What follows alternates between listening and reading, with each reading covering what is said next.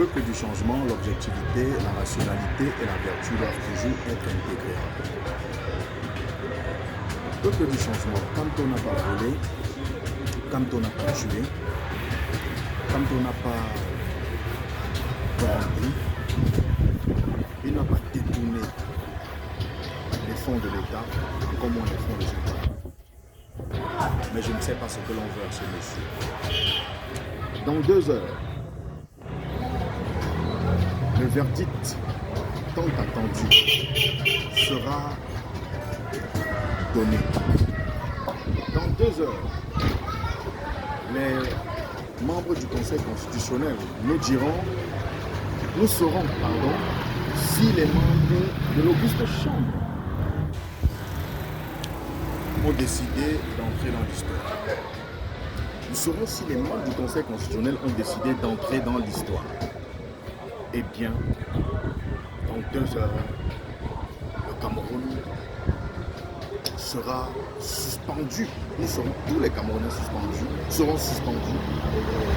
L'aide de ceux-là qui constituent cette auguste chambre, qui n'est rien d'autre que notre Conseil constitutionnel. Peuple du changement, vous avez suivi avec beaucoup d'attention les débats qui se sont tenus hier, qui ont débuté hier, lundi 4 août. Et ces débats nous ont révélé tellement de choses. Monsieur Yebda, à travers une lettre publiée par le MINAT, fait état de ce qu'il est président du Manidem depuis 2021, alors que la personne qui perçoit les fonds destinés, les fonds qui constituent l'aide à octroyer aux partis politiques, qui perçoit ces fonds-là, c'est le président Anissé. Comment donc Yebda peut être président du Manidem et ne pas percevoir les fonds qui sont versés par le ministère, par l'État? Donc, vous avez vous-même vu l'incongruité. Tout ceci parce qu'il faut nuire à tout prix et à tous les prix à un homme.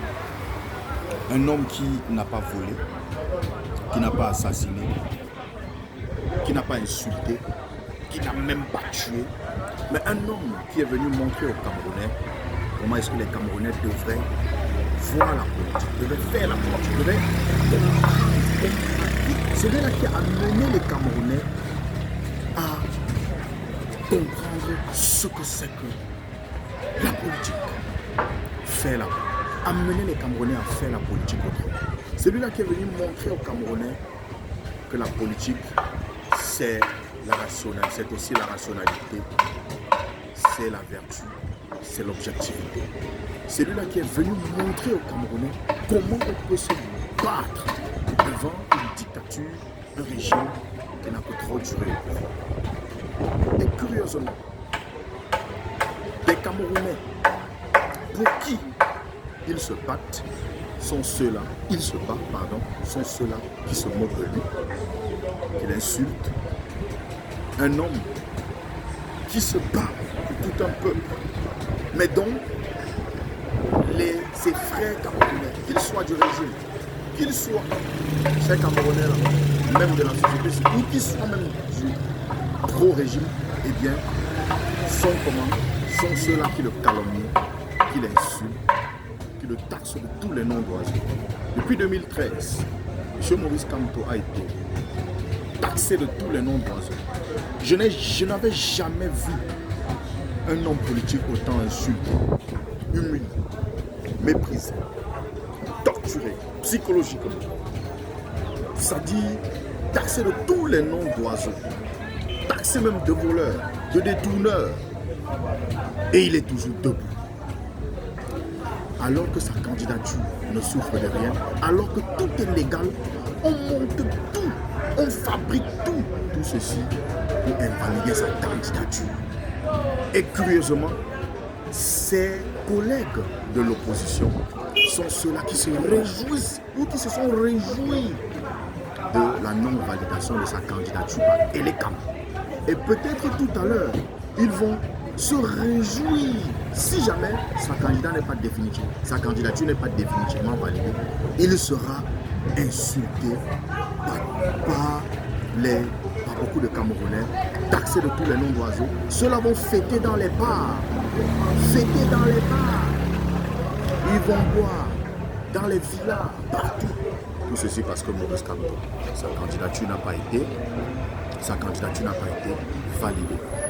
Donc, ce sont tes frères qui sont contre toi alors que tu te bats pour eux. Parce que quand on coupe la lumière, même nos forces de l'ordre et de défense, eux aussi n'ont pas de lumière. Tous les Camerounais n'ont pas de lumière. Alors, qu'est-ce qu'on veut à cet homme qui n'a rien fait? Qui n'a rien fait à personne. Peuple du changement, je crois fermement qu'au-delà de tout, la candidature du choix du peuple, qui n'est rien d'autre que le professeur Maurice Kamto, sera validée. Mais, je vous le dis, en vérité, il n'y a plus de morale dans notre pays.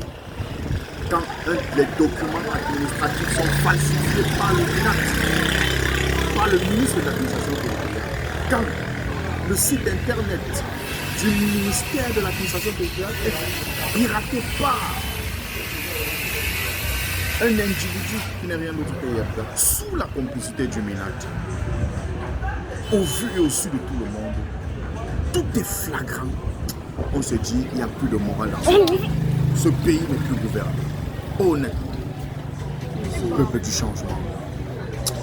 Peuple du changement. Ce pays n'est plus gouverné. Attendons tout à l'heure. À tout à l'heure.